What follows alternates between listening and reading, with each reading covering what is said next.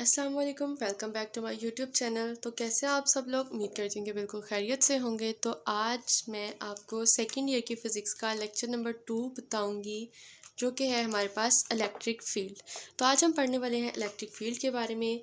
तो इसकी स्टेटमेंट हम बाद में देखते हैं, पहले हम इसकी कुछ इंट्रोडक्टरी पॉइंट्स देख लेते हैं। इससे पिछले लेक्चर में हम लोगों ने कूलम्ब्स लॉ की डिटेल्स देखी थी। उसमें हम लोगों ने चार्जेस के दरमियान में अट्रैक्शन और रिपल्शन फोर्सेस जो थी ना, दो चार्जेस के दरमियान में, उसके बारे में पढ़ा था। ठीक हो गया। अब देखें, अब हम लोगों ने यहाँ पे यही डिस्क्राइब करना है कि जो दो चार्जेस होते हैं हमारे पास, हम लोगों ने दो चार्जेस ले लिए, इनके दरमियान में जो फोर्स ऑफ अट्रैक्शन थी या जो फोर्स ऑफ रिपल्शन थी ना, उसको कूलम्ब्स लॉ ने कैसे ड्राइव किया था। कूलम्ब्स लॉ ने हमें बताया था कि वो हमारे पास इसके इक्वल होती है, इस इक्वेशन के इक्वल। सिमिलरली हम लोगों ने क्या करना है, चार्जेस की बजाय दो मैसेज ले लेने हैं। ठीक है, हम लोगों ने क्या किया, हम लोगों ने दो मैसेज ले लिए। एक मैस का हम लोगों ने नाम m1 रख दिया, दूसरे मैस का नाम m2 रख दिया। ठीक हो गया। अब इन मैसेज के अकॉर्डिंग जो इनकी जो फोर्स होगी इनके दरमियान में, उसकी इक्वेशन हमारे पास क्या बनती है, F equals to G m1 m2 over r का स्क्वायर। जी हमारे पास यहाँ पे कांस्टेंट है, और ये जो प्रोडक्ट है किस चीज़ का प्रोडक्ट है, मैग्नीट्यूड ऑफ टू मासेस। ये जो दो मैसेज लिए हैं इनके मैग्नीट्यूड का प्रोडक्ट है, और इनवर्सली प्रोपोर्शनल है ये इन दोनों मैसेज के दरमियान में जो डिस्टेंस था उसके स्क्वायर के। बिल्कुल इस इक्वेशन की तरह ये इक्वेशन हमारे पास दो चार्जेस की थी, और सिमिलरली ये इक्वेशन जो है हमारे पास दो मैसेज के दरमियान में है। अब यहाँ पे मैं आपको एक पॉइंट क्लियर कर दूँ कि जो हमारे पास चार्जेस होते हैं इनके दरमियान में जो फोर्स प्रेजेंट होती है वो हमारे पास कौन सी फोर्स होती है, दो किस्म की फोर्स होती है। ठीक है, यहाँ पे जो चार्जेस होते हैं उनके दरमियान में दो किस्म की फोर्सेस प्रेजेंट है। ठीक हो गया। एक तो हमारे पास फोर्स ऑफ अट्रैक्शन होती है, और जो दूसरी किस्म की होती है वो हमारे पास होती है फोर्स ऑफ रिपल्शन, यानी कि अट्रैक्टिव फोर्स या रिपल्सिव फोर्स। अब जो दो मैसेज हैं हमारे पास, इनके दरमियान में हमारे पास क्या होगा, इनके दरमियान में हमेशा अट्रैक्शन होगी, इनके दरमियान में हमारे पास किसी भी सूरत रिपल्शन नहीं हो सकती।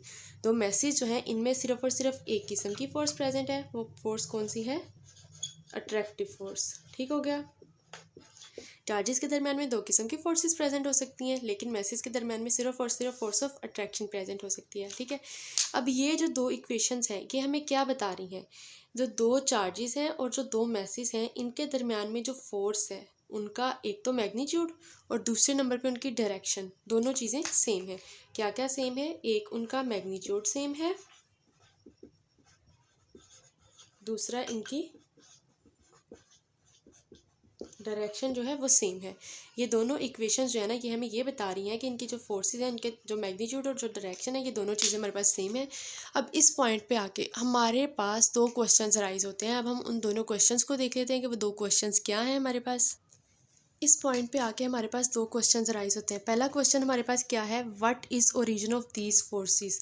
ये जो दो चार्जेस हैं उनके दरमियान में जो फोर्स है, या फिर जो दो मैसेज हैं उनके दरमियान में जो फोर्स है, वो कहाँ से आई। ठीक है, उसका ओरिजिन क्या है, और वो फोर्स हमारे पास कहाँ से आती है, यानी कि उनका ओरिजिन क्या है। इसका आंसर तो अभी तक हमारे पास क्या है, अननोन है। इसका आंसर अभी तक पता नहीं चल सका। और ये जो दूसरा क्वेश्चन हमारे पास यहाँ पे आता है, दूसरा क्वेश्चन हमारे पास ये है, how these forces transmit from one body to another, या फिर from one charge to another. यानी कि ये जो फोर्सेस होती हैं एक चार्ज से दूसरे चार्ज पे कैसे ट्रांसमिट होते हैं, या फिर एक बॉडी से दूसरी बॉडी में कैसे ट्रांसमिट होती हैं। यहाँ पर हमारे पास एक थ्योरी है जो कि हमें किसने दी थी, माइकल फेराडे ने। ठीक हो गया। माइकल फेराडे की थ्योरी जो थी, उसने अपनी थ्योरी में क्या किया था, माइकल फेराडे। ठीक है, एक थ्योरी थी माइकल फेराडे ने दी। माइकल फेराडे ने हमारे पास जो इसकी थ्योरी थी हमारे पास किसकी बेस पे थी, उसने हमें बताया था इलेक्ट्रिक फील्ड के बारे में। ठीक है, इसकी थ्योरी ने हमें इलेक्ट्रिक फील्ड के बारे में बताया था कि इलेक्ट्रिक फील्ड क्या होती है। ठीक हो गया। इलेक्ट्रिक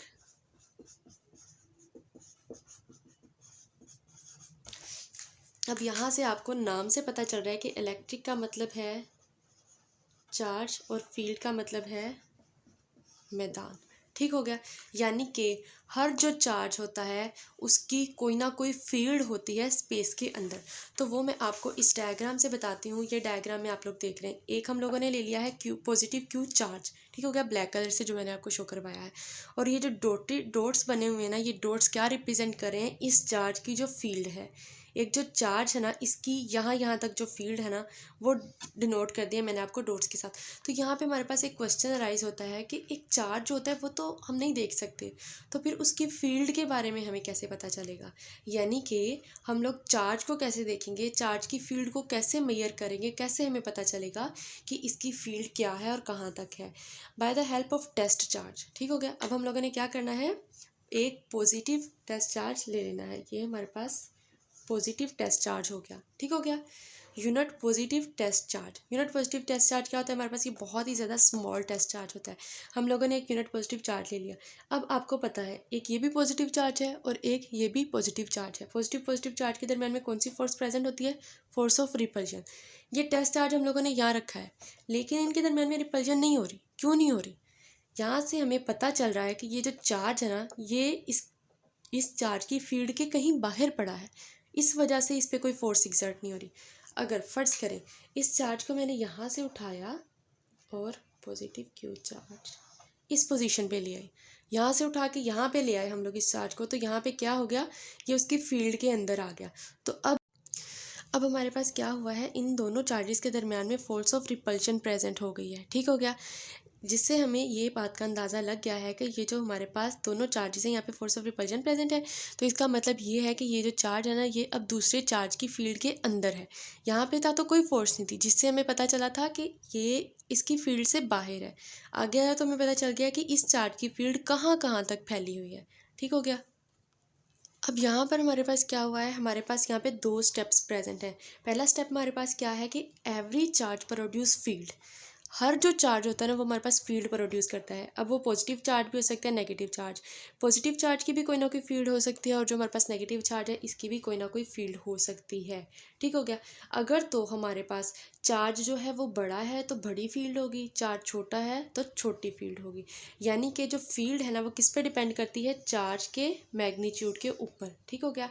अगर तो हमारे पास मैग्नीट्यूड ऑफ चार्ज कम होगा, तो इसका मतलब है फील्ड भी कम होगी।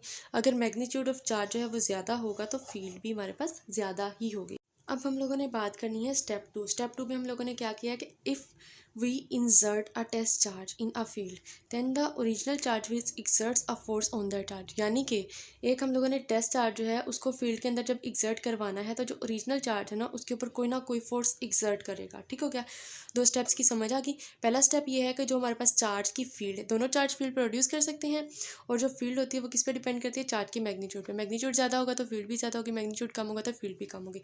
और स्टेप टू ये है कि अगर हम लोगों ने टेस्ट चार्ज फील्ड के अंदर एक्सर्ट करवाया है तो जो ओरिजिनल चार्ज है वो कोई ना कोई फोर्स जो है टेस्ट चार्ज के ऊपर एक्सर्ट करेगा। ठीक हो गया। अब हम लोग इसकी स्टेटमेंट की तरफ आते हैं। अब हम लोग बात करते हैं इसकी स्टेटमेंट की। स्टेटमेंट देखें, द स्पेस और रीजन अराउंड अ चार्ज। एक चार्ज के गिर्द जो स्पेस है या फिर जो रीजन है, where it exerts a force, जहाँ पे वो कोई ना कोई फोर्स एग्जर्ट करता है on an other charge is called electric field. Electric field हमारे पास क्या है, उन लोगों ने कहा है कि जो एक चार्ज है वो अपने इर्द गिर्द या जो रीजन है उसमें या फिर जो स्पेस है उसमें, जहाँ पे हम लोगों ने एक टेस्ट चार्ज रखा हुआ है उसके ऊपर कोई फोर्स एग्जर्ट्स करता है तो उसको हम कहते हैं, वो हमारे पास होती है इलेक्ट्रिक फील्ड। समझ आ गई। तो ये थी हमारे पास इलेक्ट्रिक फील्ड। अब हम लोगों ने यहाँ पे एक और टॉपिक की बात करनी है जो कि है हमारे पास इलेक्ट्रिक फील्ड इंटेंसिटी। तो अब हम लोग इलेक्ट्रिक फील्ड इंटेंसिटी की बात करते हैं, वो भी आपको इसी डायग्राम से समझ आ जाएगा। अब हम लोगों ने बात करनी है इलेक्ट्रिक फील्ड इंटेंसिटी की। ये आपको नाम से ज़ाहिर हो रहा है, इलेक्ट्रिक फील्ड की डेफिनेशन आपको पहले मैंने बता दी। अब इंटेंसिटी से आपको पता चल रहा है, इंटेंसिटी हमारे पास क्या होती है, शिद्दत। ठीक हो गया। इंटेंसिटी है हमारे पास शिद्दत। अब आपको नाम से पता चल रहा है शिद्दत। अब इस डायग्राम पे आए एक दफ़ा देखें, क्यू पॉजिटिव क्यू चार्ज जो था हमारे पास ऑलरेडी प्रेजेंट था। एक हम लोगों ने positive Q naught unit positive test charge ले लिया। ठीक होगा। इस यूनिट पॉजिटिव टेस्ट चार्ज को ये हमारे पास सपोज कर लेंगे फर्स्ट पोजीशन पे है, यहाँ पे जब आया तो ये सेकंड पोजीशन पे था। अब हम लोगों ने इसको यहाँ से उठा के इस पॉइंट पर ले आना है, पॉजिटिव क्यू नोट। ठीक हो गया। ये हमारे पास थर्ड पोजीशन है। ठीक हो गया। देखें, जब यहाँ पे था तो इनके दरमियान में फोर्स ऑफ रिपल्जन तो थी, बहुत कम थी। ठीक हो गया। जब पॉइंट 1 पे था तो तब तो फोर्स ऑफ रिपल्जन हमारे पास थी नहीं, क्योंकि वो उसकी फील्ड से बाहर था। जब वो पॉइंट 2 पे आया तो फोर्स ऑफ रिपल्जन इनके दरमियान में कम थी। जब हम लोगों ने इसको इसके बिल्कुल करीब कर दिया तो इनके दरमियान में फोर्स ऑफ रिपल्जन बहुत ज़्यादा शिद्दत के साथ होने लगी, बहुत ज़्यादा तेज़ी के साथ। ठीक है। है। तो यहाँ पे फोर्स ऑफ रिपल्जन यानी कि थर्ड पॉइंट पे फोर्स ऑफ रिपल्जन बहुत ज़्यादा होगी, तो इस चीज़ को हम लोग कहते हैं इसकी इलेक्ट्रिक फील्ड इंटेंसिटी। यानी कि इस पॉइंट पे इनके दरमियान में रिपल्जन की जो शिद्दत थी, इस पॉइंट पे जो शिद्दत थी, मतलब हर पॉइंट पे जो वो शिद्दत डिस्क्राइब करता है उसको हम लोग कह देते हैं इलेक्ट्रिक फील्ड इंटेंसिटी। इसकी स्टेटमेंट की तरफ आते हैं कि electric field intensity at a point, किसी भी पॉइंट पे जो इलेक्ट्रिक फील्ड इंटेंसिटी होती है इज़ डिफाइंड एज, उसको हम ऐसे डिफाइन करते हैं force experienced by a unit positive test charge. वो वाली फोर्स जो कि एक्सपीरियंस की, किसने, यूनिट पॉजिटिव टेस्ट चार्ज, ये जो यूनिट पॉजिटिव टेस्ट चार्ज है ना, इसने एक्सपीरियंस की प्लेस्ड एट दैट पॉइंट, किसी भी पॉइंट पे रखे हुए, तो उसको हम लोग कहते हैं इलेक्ट्रिक फील्ड इंटेंसिटी। इस पॉइंट पे उसने कौन सी फोर्स एक्सपीरियंस की, उसको भी इलेक्ट्रिक फील्ड इंटेंसिटी कहते हैं। इस पॉइंट पे कौन सी की, उसको भी इलेक्ट्रिक फील्ड इंटेंसिटी कहते हैं। तो इसका जो हमारे पास फॉर्मूला है वो हमारे पास है E is equals to F over Q naught. ठीक हो गया। यहाँ से अब हम लोग एफ़ की वैल्यू निकाल सकते हैं, एफ इज़ इक्वल्स टू ई और क्यू नोट। ठीक हो गया। अब यहाँ से इसकी यूनिट की बात करते हैं। यूनिट हम लोग इसका कैसे निकालेंगे यूनिट, अब देखें हमारे पास E is equals to, force हमारे पास किस चीज़ में होती है, फोर्स हमारे पास होती है न्यूटन में, और जो चार्ज होता है वो हमारे पास कूलम में होता है। तो इसका यूनिट हमारे पास आ गया न्यूटन पर कूलम, ये हमारे पास इसका यूनिट आ गया। अब हम लोगों ने बात करनी है इलेक्ट्रिक फील्ड इंटेंसिटी की कैलकुलेशन की। ठीक है, calculation of electric field intensity. अब देखिए हमारे पास दो चार्जेस हैं, ये हमारे पास पॉजिटिव क्यू चार्ज है और ये हमारे पास पॉजिटिव क्यू नॉट चार्ज है। इनके दरमियान का जो डिस्टेंस है हमारे पास आर है। इस चार्ज ने इस चार्ज पे जो फोर्स एक्सर्ट करनी है, ये वाला चार्ज जो इस चार्ज पे फोर्स लगा रहा है वो फोर्स हमारे पास इस डायरेक्शन में लग रही है, तो ये फोर्स एफ से ओके तो हम लोग कर रहे हैं calculation of electric field intensity. तो ये हमारे पास इलेक्ट्रिक फील्ड इंटेंसिटी का फॉर्मूला है, as we know that F is equals to K Q1 Q2 over में आर का स्क्वायर। ठीक हो गया। अब देखिए डायग्राम बनाई हुई है मैंने, क्या देखिए पॉजिटिव, एक हमारे पास ये पॉजिटिव क्यू चार्ज है और दूसरा ये हमारे पास Q naught positive test charge है। इनके दरमियान का डिस्टेंस आर था। ठीक है, थोड़ा सा पीछे करें वीडियो को तो आपको डायग्राम मिल जाएगी। तो देखिए यहाँ पे हमारे पास Q1 चार्ज को हम लोगों ने Q से डिनोट किया हुआ और जो Q2 चार्ज है उसको हम लोगों ने Q नोट से डिनोट किया है। तो Q की जगह पे हम लोग Q1 की जगह पे हम Q लिख सकते हैं एंड Q2 की जगह पे हम लोग क्या लिख सकते हैं, इसकी जगह पे हम लोग लिख सकते हैं Q नोट। तो हमारे पास ये वाली वैल्यू बन जाती है। अब ये जो F की वैल्यू है ना, इस वैल्यू को उठा के इस इक्वेशन के अंदर पुट कर दें तो हमारे पास क्या चीज़ बनती है, E इज़ इक्वल्स टू के क्यू नोट ओवर में आर का स्क्वायर और साथ में 1 ओवर क्यू नोट। ठीक है, अब ये क्यू नोट आपको पता है ऐसे कैंसिल हो जाएंगे, तो आपके पास आंसर क्या आता है, E इज़ इक्वल्स टू के क्यू ओवर आर का स्क्वायर। ठीक हो गया। अब क्योंकि ये यहाँ पे आप देख रहे हैं कि इलेक्ट्रिक फील्ड एक हमारे पास वेक्टर क्वांटिटी है, जब हमारे पास वेक्टर क्वांटिटी होती है तो हमारे पास क्या होता है, हमारे पास एक यूनिट वेक्टर होता है जिसको हम लोगों ने आर कैप से डिनोट किया है। तो ये हमारे पास वेक्टर क्वांटिटी है, तो यहाँ पे हम लोग एक यूनिट वेक्टर लगा देंगे जिसको हम लोगों ने आर कैप के साथ डिनोट किया हुआ है। तो ये होगी हमारे पास calculation of electric field intensity की। तो मिलते हैं अपनी अगली वीडियो में, तब तक के लिए अपना बहुत सारा ख्याल रखिएगा। अगली वीडियो में हम लोग बात करेंगे इलेक्ट्रिक फ्लक्स की। अगर आप हमारे चैनल पर नए हैं तो चैनल को सब्सक्राइब कर दें ताकि हर आने वाली वीडियो का नोटिफिकेशन आपको मिलता रहे और आपके ऐसे ही लेक्चर्स जो हैं वो कंटिन्यू रहें।